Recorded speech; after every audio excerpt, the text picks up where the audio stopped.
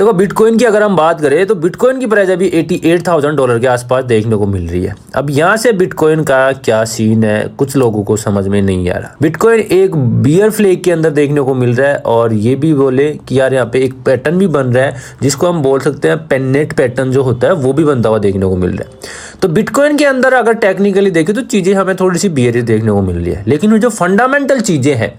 वो बिटकॉइन को और क्रिप्टो मार्केट को किस तरह से इम्पैक्ट करेगी, और जो गोल्ड है और सिल्वर है वो किस तरह से इम्पैक्ट करेगा, यूएस गवर्नमेंट का शटडाउन है वो किस तरह से इम्पैक्ट करेगा, ये सारी चीज़ें इस वीडियो के अंदर मैं डिस्कस करने वाला हूँ। और इस वीडियो के बाद में आपको काफ़ी चीज़ें क्लियर होने वाली है, तो वीडियो को एंड तक जरूर से देखना।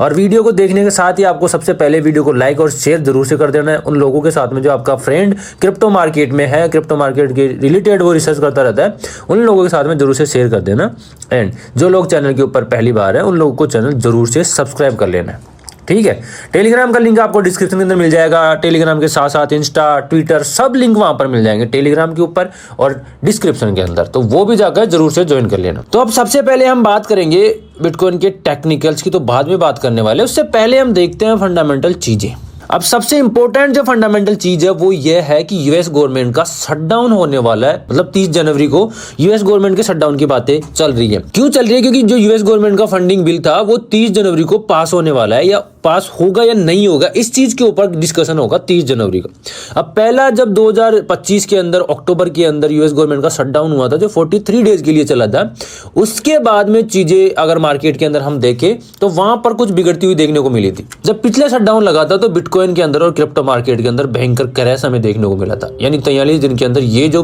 क्रैश है बिटकॉइन $1 लाख के आसपास हमें जाता हुआ देखने को मिला था। उस समय वो फंडिंग बिल पास ना होने की वजह से और यूएस गवर्नमेंट का शटडाउन लगने की वजह से। अब वैसे वहां पर प्रेडिक्शन दी जा रही थी कि जो फंडिंग बिल पास नहीं हुआ जिसकी वजह से गवर्नमेंट के अंदर शटडाउन लगा था उसका पॉजिटिव इंपैक्ट भी हमें देखने को मिल सकता है, क्योंकि पिछला जो हिस्ट्री का डेटा था वो ये बता रहा था कि जब गवर्नमेंट शटडाउन होता है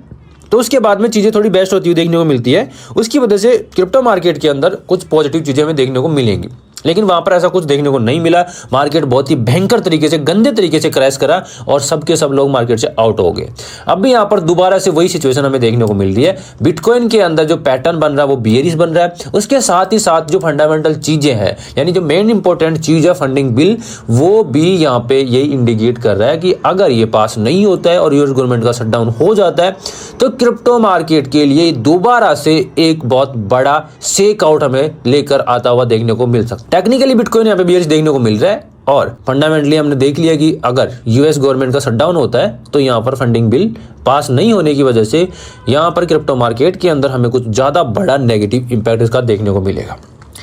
अब अगर फंडिंग बिल पास नहीं होता है तो जो डेटा आता है इकोनॉमिकल डेटा, वो डेटा भी पोस्टपोन कर दिया जाएगा और उस डेटा के पोस्टपोन होने की वजह से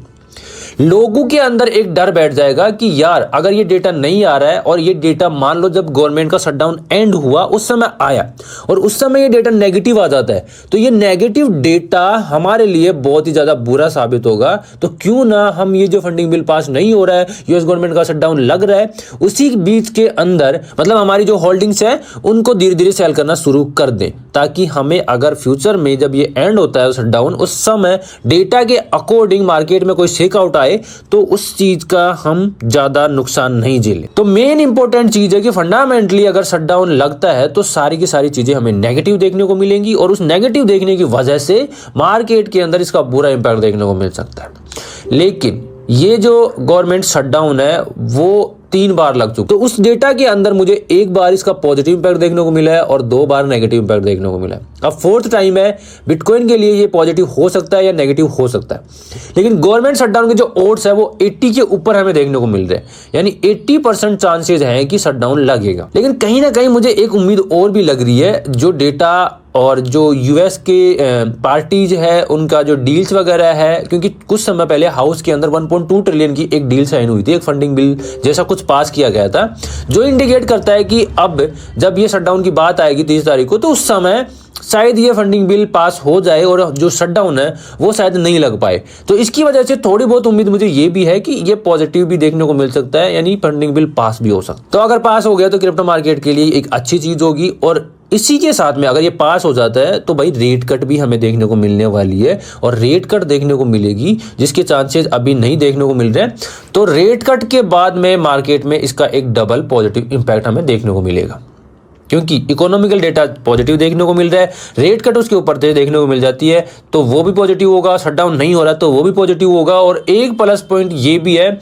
कि डोनाल्ड ट्रंप काफी समय से बोल रहा है कि जो पॉवेल है, जेरोम पॉवेल, उनको हटाने की बातें भी हो रही है, जो वो चीजें भी अब जल्द होने वाली है। तो ये सारी चीजें ओवरऑल मिला के अगर शटडाउन नहीं लगता है तो बिल्कुल मार्केट के लिए बहुत ज्यादा पॉजिटिव रहने वाली है। तो इसकी वजह से मार्केट अगर शटडाउन नहीं लगा तो पॉजिटिव रहेगा, और शटडाउन लग जाता है तो भाई वहां पे नेगेटिव रहेगा। अब बात करते हैं गोल्ड की वजह से और सिल्वर की वजह से बिटकॉइन के ऊपर क्या इंपैक्ट देखने को मिल सकता है। अब सिल्वर की बात करें तो सिल्वर की जो एक व्हेल है, जो कि लॉकऑन चेन के ऊपर ये डेटा देखने को मिल रहा है, हाइपर लिक्विड के ऊपर उसने 20x लेवरेज के साथ में लगभग $45 मिलियन की वर्थ के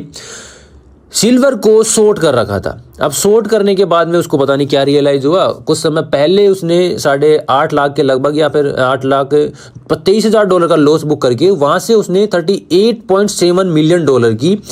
सिल्वर के अंदर लॉन्ग ओपन कर दी है, और उसमें लगभग अभी लॉस चल रहा है $4.4 मिलियन का। अब ये जो डेटा आपको देखने को मिल रहा है, वो डेटा देखने को मिल रहा है कि जो सिल्वर है, वो सिल्वर अभी हमें नजर आ रहा है कि अगर वीकली टाइम फ्रेम के ऊपर या मंथली टाइम फ्रेम के ऊपर देखोगे तो वहां पर वो बुलिश नजर आ रहा है।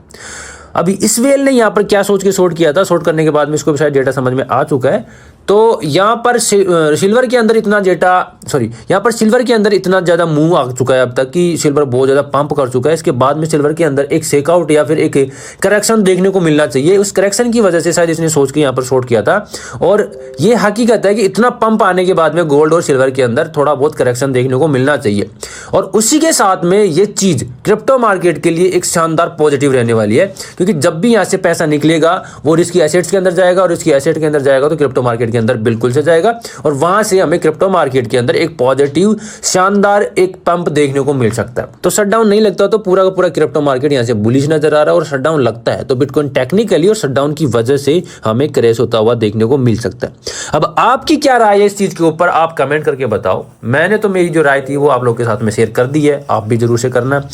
ये कोई फाइनेंशियल एडवाइस नहीं है, तो खुद की रिसर्च जरूर से करना। आई होप ये वीडियो आपको काफी अच्छा लगा होगा। अगर वीडियो अच्छा लगा तो वीडियो को लाइक शेयर कमेंट करना बिल्कुल मत भूलना, और जो लोग चैनल के ऊपर पहली बार आए वो जरूर से चैनल को सब्सक्राइब कर लेना। मिलते हैं नेक्स्ट वीडियो में, तब तक के लिए जय श्री कृष्ण।